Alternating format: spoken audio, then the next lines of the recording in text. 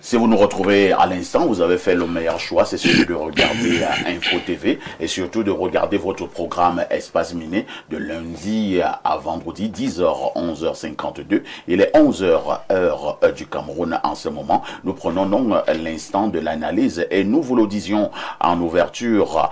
Que faire lorsque une entreprise est tombée parce que le promoteur est tout simplement décédé? Y a-t-il des astuces à mettre sur pied pour éviter que l'entreprise ne chavire lorsque le promoteur ne sera plus là? C'est la problématique principale dans le cadre justement de l'instant de l'analyse de ce mardi entrepreneuriat.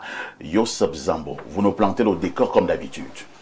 Oui, parfois ici, la perte du promoteur d'une entreprise peut être tragique pour la pérennité d'une entreprise. Parce qu'en réalité, s'il n'y a pas un certain nombre de prédispositions bien avant, comme habituellement pour la plupart des cas au Cameroun, l'entreprise, soit elle tombe, soit elle a quand même beaucoup de dysfonctionnements. Et c'est quelque chose qu'on aimerait éviter aujourd'hui. C'est pour ça qu'on souhaite que les grands entrepreneurs aujourd'hui suivent cette émission. Mais je pense que la première chose sur laquelle on doit se baser ici, c'est au niveau de l'élaboration d'un plan de succession. Ça, c'est très important.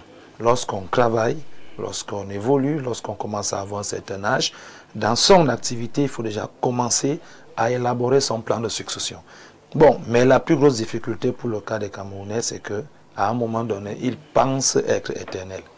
Et ça, c'est un très gros problème. Ils ne s'imaginent pas un jour lâcher ou ne pas être capable de continuer.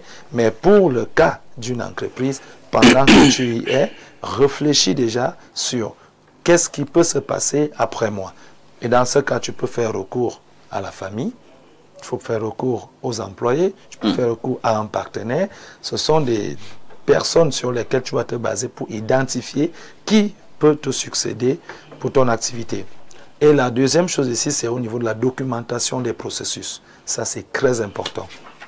Si dans une entreprise, il n'y a pas de documents qui présentent la manière avec laquelle vous travaillez, les procédés sur lesquels vous vous lancez pour faire fonctionner votre machine entrepreneuriale, ce qui est sûr, c'est qu'après vous, on n'aura pas des manuels, des documents sur lesquels on pourrait se baser pour savoir ce qu'il faut faire à chaque fois qu'il y a une situation. On ne peut pas aller réveiller un mort pour dire, monsieur, à cette étape, tu faisais comment? Non, on peut faire recours aux documents. Ça, c'est très important.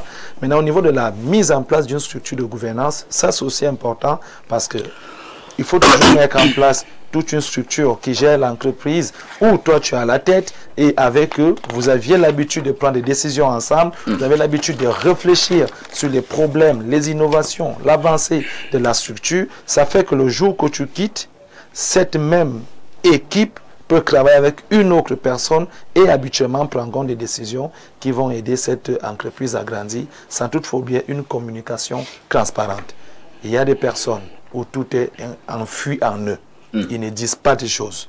Il travaille, tu fais 20 ans avec lui, tu ne connais pas comment il réfléchit, il ne te dit rien, tu exécutes juste des choses. Et s'il n'y a pas cette communication transparente, si un jour ta bouche ne peut pas dire des mots, ce qui est sûr, c'est que les choses ne vont pas avancer.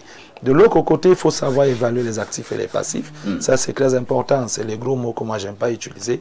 Mais en réalité, c'est les actifs. Ici, c'est tout ce qui constitue l'entreprise, tout ce que l'entreprise a.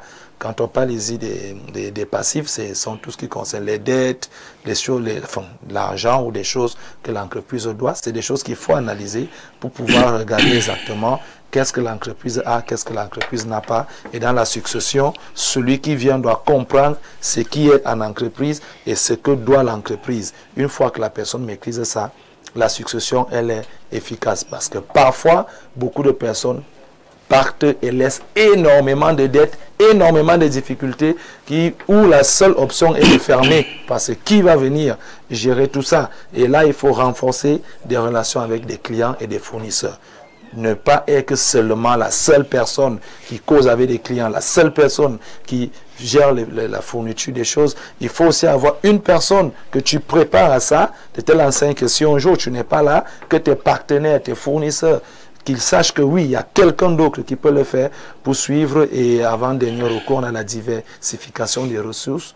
et des revenus. Il faut avoir une activité où l'argent vient de plusieurs côtés. C'est des choses qui permettent à l'entreprise de tenir, même après toi, parce qu'on se dit ça ne va pas toujours venir d'un seul chemin. Et en dernier recours, il faut consulter des professionnels pour gérer cette question, l'implémenter, la développer et l'organiser. Merci, Youssef Zambo. Ibrahim, nous restons donc sur cette question fondamentale. C'est vrai que Youssef Zambo a déjà dit un certain nombre de choses et même plusieurs choses. Nous sommes en train de voir, nous sommes en train de chercher des mécanismes qu'on devrait mettre sur pied pour que après le décès du promoteur, rassurez-vous, nous ne souhaitons pas le décès du promoteur ce matin, mais comme ça arrive, ça arrivera un jour. Après le décès du promoteur d'une entreprise, que faire pour que l'entreprise ne tombe pas? Nous avons mené une enquête sur le terrain. Nous avons fait un constat alarmant sur 100 entreprises. Lorsque le promoteur meurt, pratiquement la moitié de ces entreprises tombent, parfois même un peu plus. Ça, ce sont les statistiques du Cameroun. En Afrique, c'est 95% qui tombent carrément sur cette problématique. Parfait, la problématique, elle commence avec le promoteur. Elle commence avec la vision du promoteur. Lorsque vous avez un patron qui a, disons, je dis des bêtises comme ça, son objectif c'est de toucher 1 milliard. C'est-à-dire qu'il veut pouvoir faire en sorte que sa famille devienne milliardaire. Dès l'instant où il a pu mettre sur pied la structure qui a atteint les 1 milliard, son cerveau ne va pas plus loin que ça. C'est-à-dire que sa vision s'arrête là parce qu'il a atteint les 1 milliard. Et donc, il n'intègre pas le fait dans son esprit qu'il y a nécessité de continuer à progresser parce qu'il se dit, ben, vraiment, si on a déjà 1 milliard, on est rassuré, on n'a plus besoin de faire ci, on n'a plus besoin de faire ça. Et en réalité, ce sont des hommes visionnaires qui pensent dans une dynamique d'expansion, de croissance de leur entreprise, qui savent qu'il est véritablement très crucial de pouvoir avoir un plan de succession ou un successeur qui va continuer le flambeau. Parce que la vision d'un leader peut être atteindre 1 milliard et être milliardaire, ensuite aller là où il veut, voyager comme il veut, faire ce qu'il veut. Tout comme la vision d'un autre milliardaire peut être véritablement, je crois qu'il faut que je nourrisse 150 millions d'Africains, comme cela a été le cas d'Ali Kondagote. Dès l'instant où quelqu'un a pour vision de nourrir 150 millions d'Africains, il sait d'office qu'il lui faut des représentants valables partout, dans plusieurs pays qui connaissent comment ils travaillent. Il sait qu'il est obligé de la former, de la transmettre le leadership. Sa vision définit la stratégie, définit la dynamique, définit l'orientation avec laquelle les choses vont progresser dans son entreprise. Une fois qu'il a une bonne vision, parce que c'est là où il faut commencer à parler à nos grands patrons, à nos grands PDG, de penser à leur entreprise 100 années après leur mort. Coca-Cola existe aujourd'hui, le promoteur de Coca-Cola est mort depuis Mathusalem. Il y a des marques qui existent aujourd'hui parce qu'on a pensé la chose. Et lorsqu'on regarde même la dynamique de profondeur de cette famille-là, tu vas te rendre compte que lui, le promoteur, il préparait ses enfants depuis que l'enfant avait 3 ans. L'enfant avait 4 ans, l'enfant avait 5 ans, il a mené déjà en entreprise pour visiter. Nous, on n'a pas ces réflexes-là. Et donc ça, c'est quelque chose qu'il faut premièrement travailler. Une fois que vous avez travaillé ça, vous travaillez forcément la gouvernance de votre entreprise. La gouvernance qui veut dire, et puis écoutez, on va archiver toutes les procédures. Parce qu'il faudrait qu'on sache clairement que si on veut créer une entreprise dans telle zone où on veut mettre une succursale, ça va, voilà la procédure, voilà les pièces qu'il faut mettre en pied, voilà comment ça va nous coûter, et qu'on le sache déjà pour qu'on ait la capacité de dupliquer le système et assurer la pérennité de l'entreprise par la suite. L'un des problèmes que nous avons avec les entrepreneurs au Cameroun, et là je reviens à l'échelle du Cameroun, c'est qu'on a des grands PDG qui gèrent à l'ancienne. Et ils gèrent à l'ancienne, ils ont appris à gérer comme ils géraient à leur époque, et ça a toujours marché. Donc ils ne voient pas pourquoi est-ce que aujourd'hui il va s'encombrer de beaucoup de procédures, de beaucoup d'audits, de beaucoup de contrôles, de beaucoup d'analyses. Non, lui il gère à l'ancienne, sauf que le jour où il meurt, comme c'est lui qui avait le capital charisme, c'est lui qui avait le réseau, celui qui avait les contacts. Eh bien, quand il meurt, il n'y a plus de contacts clés, il n'y a plus de réseau, il n'y a plus de charisme. Celui qui vient là, il fait comment pour maintenir la chose à sa hauteur? Non, on ne gère plus à l'ancienne en 2025. Et la chose que je voulais dire, parfois ici, qui est effectivement un des éléments crucial dans la destruction et les fondements d'une entreprise après le décès de son promoteur, c'est qu'il faut être en mesure de dissocier le patrimoine familial du patrimoine de l'entreprise.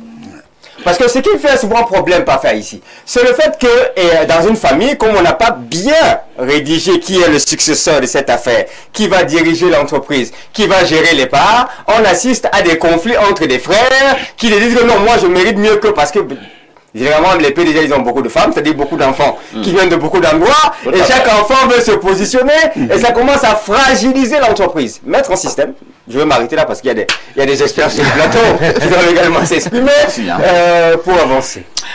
Alors, nous tombons sur cette partie-là. Hein. Qui doit rester gérer l'entreprise après la mort du promoteur? Question fondamentale. Je ne vais pas citer le nom de cette entreprise ou alors le nom du promoteur, mais c'était un très grand entrepreneur, un très grand promoteur qui avait beaucoup investi dans l'éducation et dans beaucoup d'autres choses. Mais lorsqu'il est mort, c'était la catastrophe dans sa famille, vraiment. La désolation totale, la débandade. Je pense près de 10 ans aujourd'hui, la famille n'a pas toujours retrouvé ses marques et l'entreprise est en ruine. Alors, docteur Ekoton, est-ce qu'il est toujours indiqué qu'après la mort du promoteur, que ce soit forcément un de ses enfants qui reste diriger l'entreprise, ou alors on peut faire confiance à quelqu'un d'autre qui n'aime même pas de la famille? C'est quand je parle de la famille, sur le plan nucléaire. Parfait.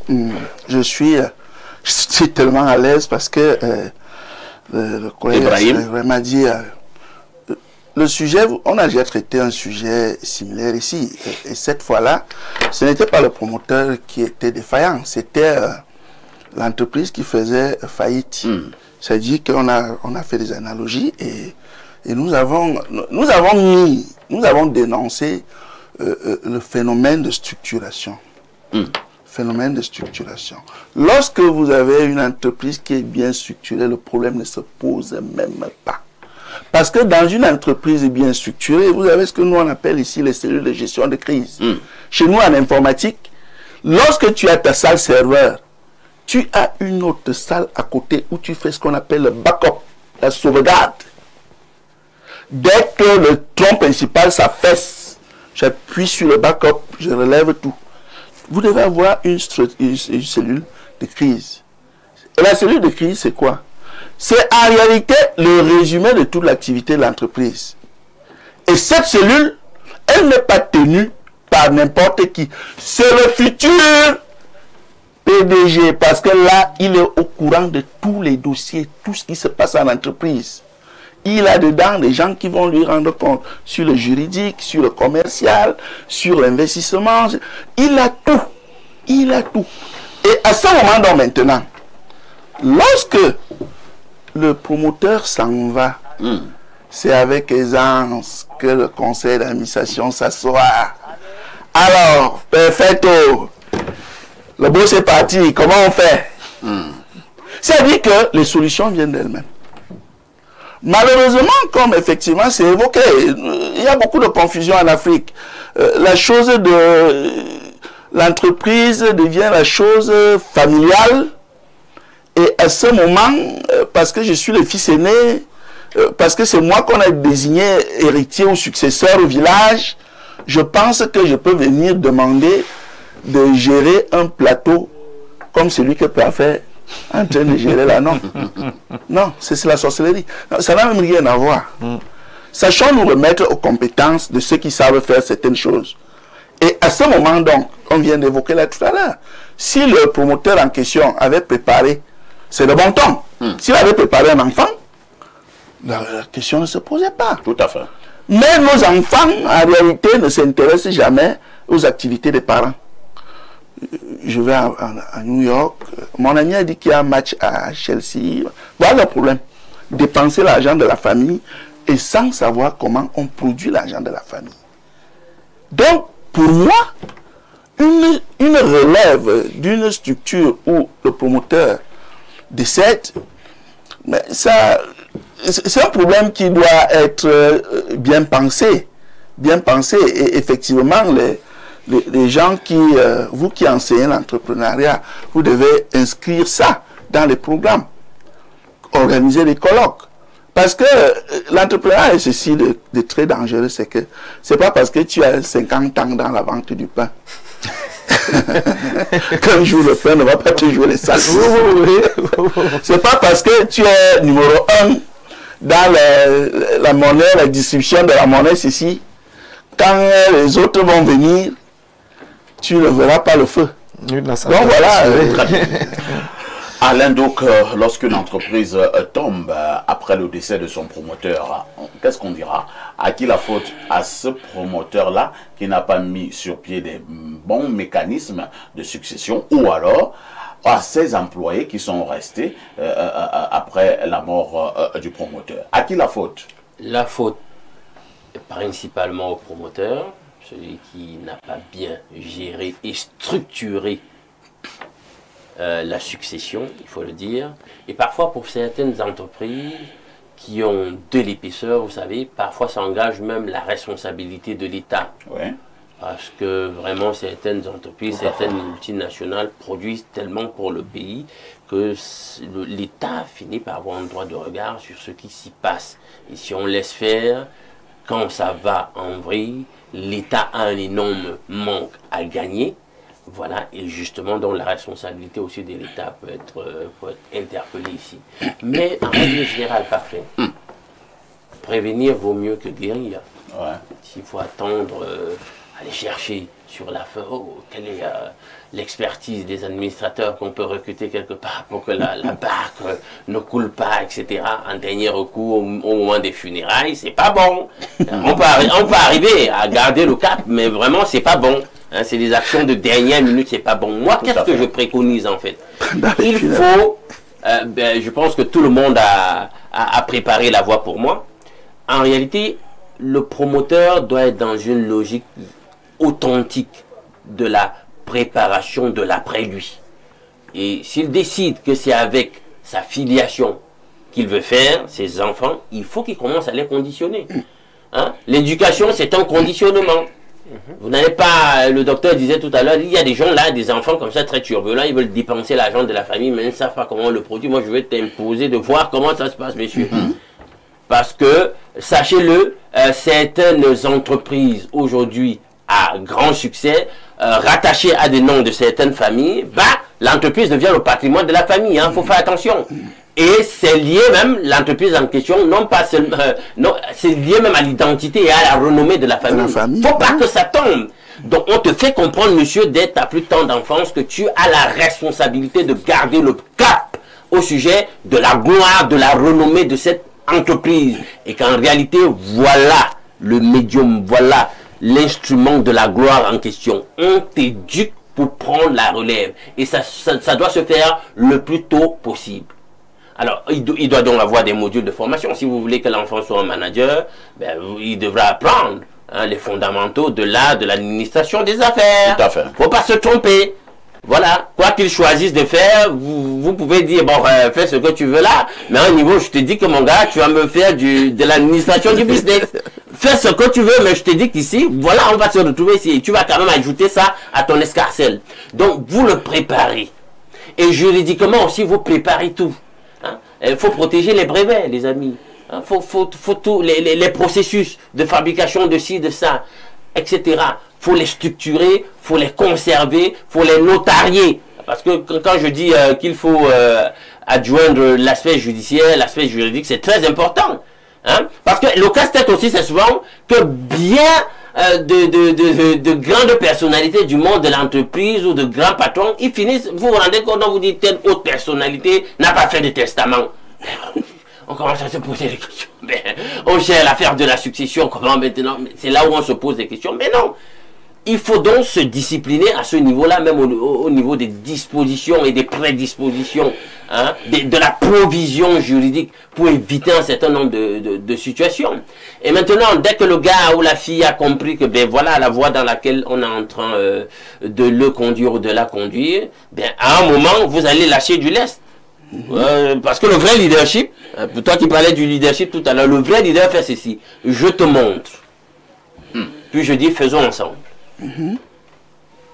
Puis je te dis, je pense que c'est le moment pour que tu fasses tout seul. Je voudrais même coller. Oui, voilà, beaucoup ne connaissent pas le président Lula. Lula n'a jamais été à l'école. Ah bon? Non. ouvrier. Le matin à 5 heures, quand son père se lève, parce que maman aussi devait aller chercher le travail, son père le prenait à 5 ans. Il l'amenait à l'entreprise. il était assis, il voyait comment les autres faire. Jusqu'à lorsque le père n'a plus d'énergie, il dit, je pense que mon fils qui vient toujours avec moi ici. Entre-temps, le gars, il est déjà dans les rouages. Hein? Ça dit que chaque jour, il va. Loula fait partie des premières cuvées d'ingénieurs d'entreprise. Ça dit qu'il n'a pas été à l'école, mais du fait de sa compétence prouvée en entreprise, il gagne le titre d'ingénieur d'entreprise. Et le voilà aujourd'hui le grand président. Ça dit que lorsque Loula parle entrepreneuriat, mettez-vous loin. Il n'a pas été à l'école.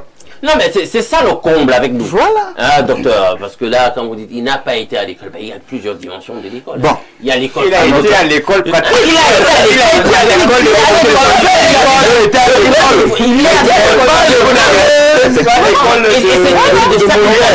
Son père a assuré le concept du mentorat. Voilà. Vous devez préparer la voie.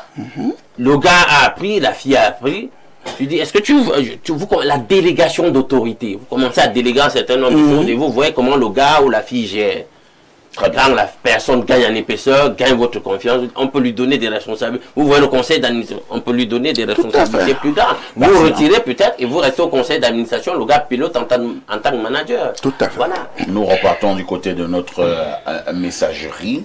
Bonjour El Perfecto, bonjour au panel. Votre émission est très écoutée. J'ai décidé d'acheter un bouquet juste pour vous suivre. S'il vous plaît, aidez les Camerounais à faire leur choix. Nous sommes en campagne électorale. Parlez des élections, s'il vous plaît. C'est pour l'intérêt du peuple et de la nation, pas parce que vous n'êtes pas obligé de suivre le vent.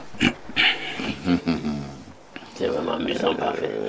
Nous enregistrons. Hein? Alors, quelqu'un me dit ici, je vis à Maroua, je voudrais me déplacer pour Yaoundé. Je suis vraiment très souffrant. J'aimerais prendre rendez-vous avec le docteur Olemain. C'est Yann et son nom. Yann, appelez-moi après l'émission. Un autre message, hein? Bonjour le modérateur. Les femmes veulent travailler puisque les hommes leur demandent de payer de l'eau si ceci paye au courant. Cependant, les responsabilités précoces sont les facteurs d'acceptation d'embauche. Allons au plus 33, c'est un message de la France. Il me dit simplement, salut monsieur parfait ici. Et je dis aussi bonjour. Un autre message ce matin, bonjour le Phénix, vraiment ce panel est magnifique, j'ai une doléance parfaite, que le docteur Ekoto soit invité permanent le mardi, il est formidable. C'est Djibril Anjamena qui envoie ces messages. Djibril, nous allons étudier le dossier. Ça ne se passe pas comme ça. De plus en plus, les recrutements ici vont être très tamisés. Très tamisés, j'ai dit. En plus, moi j'ai des occupations. Un autre message ce matin. Bonjour Perfecto. Par rapport à ce sujet, je pense que le gouvernement a sa part de responsabilité. Une entreprise déjà créée appartient à la société. Le gouvernement doit prendre la relève et mettre un administrateur sur place pour le maintien multiple emploi. Monsieur Focho à Douala, tu ne lis plus mes messages depuis quelque temps. Voilà que je viens d'en lire. Et il continue en disant, et voici une solution que je propose aux chefs d'entreprise, c'est de faire entrer les actionnaires externes dans le capital de la société. Il y a un exemple palpable sans publicité, UCB, Société Brassicole. Un autre message ce matin. Bonjour, monsieur Parfait ici. Merci de faire de vos backups, des sacs de modérateurs aussi. C'est André Adedouala. Je vous amène au plus 40. Hein. C'est un... non, le plus 49. C'est un message qui nous vient de l'Allemagne. Bonjour parfait. L'exposé de Joseph Zambo m'interpelle précisément sur la gestion des processus de travail ou métier qui est un facteur compétitif souvent très sous-estimé. Mon constat en 2024 au Cameroun est que plus de 70% d'entreprises interrogées n'ont pas de processus métier documenté et formalisé. J'ai une expertise en BPM, Business Process Management, et j'ai créé il y a 3 ans une entreprise au Cameroun spécialisée dans la cartographie via le BPMN 2.0 et l'optimisation des processus métiers. Je souhaite avoir le contact de Joseph Zambo, si possible, pour en parler. C'est Hervé de Dortmund qui envoie ces messages. Hervé, la réponse que je donne aux autres est valable pour toi aussi. Hein. Appelez-moi après l'émission. Insistez. Parfait, il y a plusieurs qui m'ont dit que ça fait 6 mois. Tapez mon nom sur Google. Tapez mon nom sur Google. Là, donne ton numéro maintenant. Bon, qui laisse ta page Facebook?